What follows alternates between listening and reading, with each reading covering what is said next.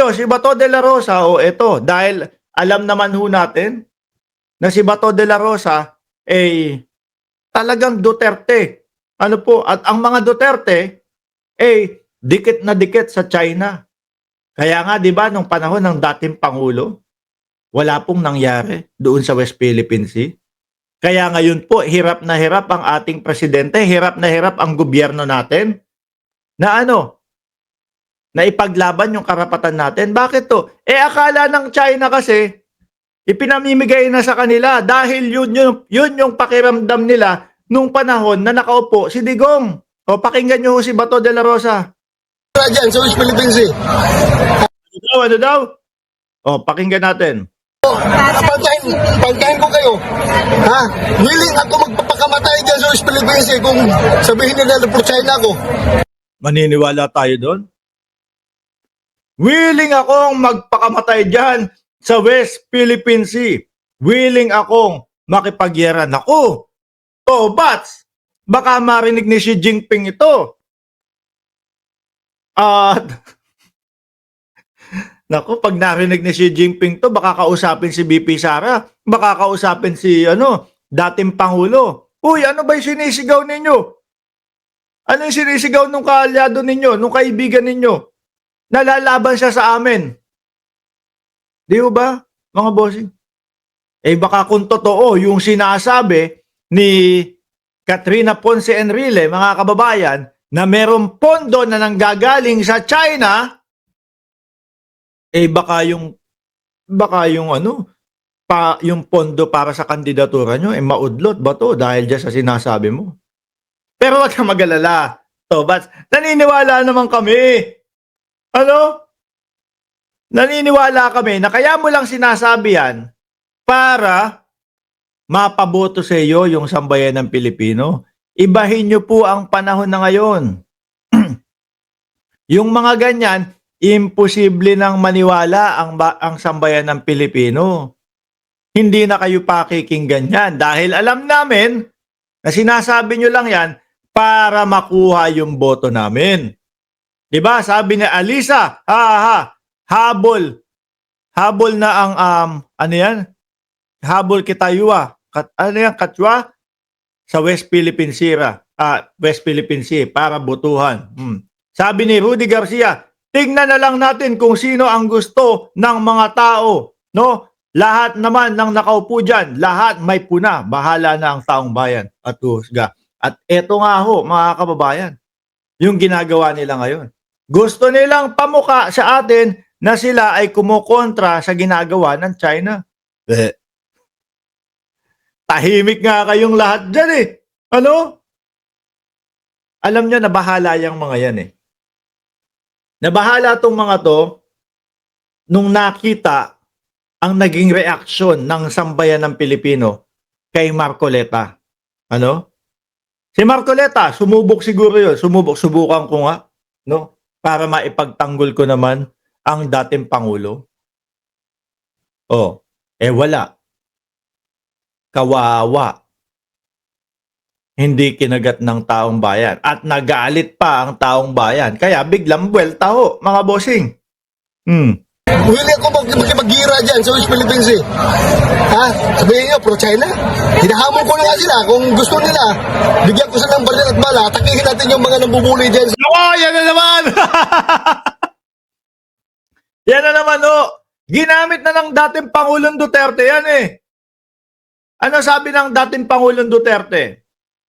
Pupunta ako sa West Philippine Sea o pupunta ako dyan sa isla ng West Philippine Sea. Mag-jet ski ako, puntahan ko ang West Philippine Sea. Itarak ko yung bandila ng Pilipinas. Kumita na yan dati. Napaniwala kami. Pero ngayon, hindi. No? Sorry. Masakit man para sa mga DDS na malalaglag kayo, pero yun talaga ang mangyayari sa inyo. Di ba? Ngayon naman kay Bato, bigyan ko ng mga baril yung mga yan. Tapos punta tayo sa West Philippine Sea. Makipagpatayan tayo doon sa mga nambubuli dyan. Laos na yan, Tobats. Kami pa ba? Di ba? Kami pa ba mapapaniwala niyang mga ganyan ninyo? Wala na. Pagka nanalo kayo, dahil sa ganyan sinasabi ninyo, ano pagkatapos? Wala na. Idedepensa nyo ang China ngayon. Di ba? Ganun naman eh. Kaya mga kababayan, ingat tayo doon sa mga kumakandidato na ang sasabihin nila, hindi sila pro-China.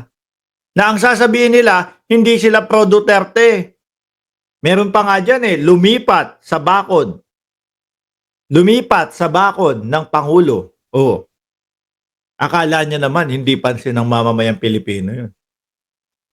Nandiyan man siya sa bakod ng Pangulo, ako alam ko na ang sambayan ng Pilipino, alam kung sino siya. No?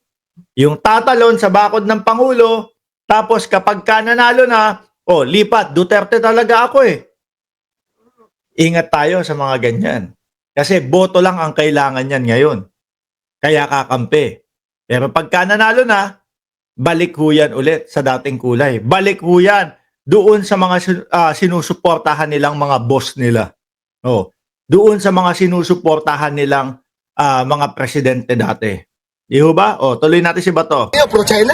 Hinahamon ko na nga sila. Kung gusto nila, bigyan ko sila ng baril at bala. Atakihin natin yung mga nambubuli dyan sa West Philippines Sir, what's the reason bakit yung Hindi kaya ni Bato yun, mga bossing. At salita lang ho yun. Walang maniniwala ho dyan, mga boss. Dahil ang bayang Pilipinas, nadala na po at ginamit na po ng dating Pangulong Duterte. Yung mga ganyang linyahan. Hindi lang po eksaktong mga kataga yung kanyang sinabi ngayon, mga bossing, subalit parehas na parehas ho, mga boss. Parehas na parehas po, mga kababayan. Kaya, ako for sure, alam nyo na, no? Kung maniniwala kayo o hindi, mga bossing. Ako naniniwala ako na hindi niya papaniwalaan itong mga to. Sabi ni Mami M Vlogs, tapang ba to Ang galing mambudol. Sabi ni Jonathan Tew, I don't believe ba to. Sabi ni John J. Jason, sumama sila sa pag-pressure sa West Philippine Sea para makita nila ang sitwasyon. Napansin nyo mga kababayan, nung panahon na talagang yun nga, yung binobomba tayo, wala silang mga doon. Wala silang mga sagot doon. Ano po? Tahimik sila doon. Pati ang vice-presidente. Hindi kayang magkomento.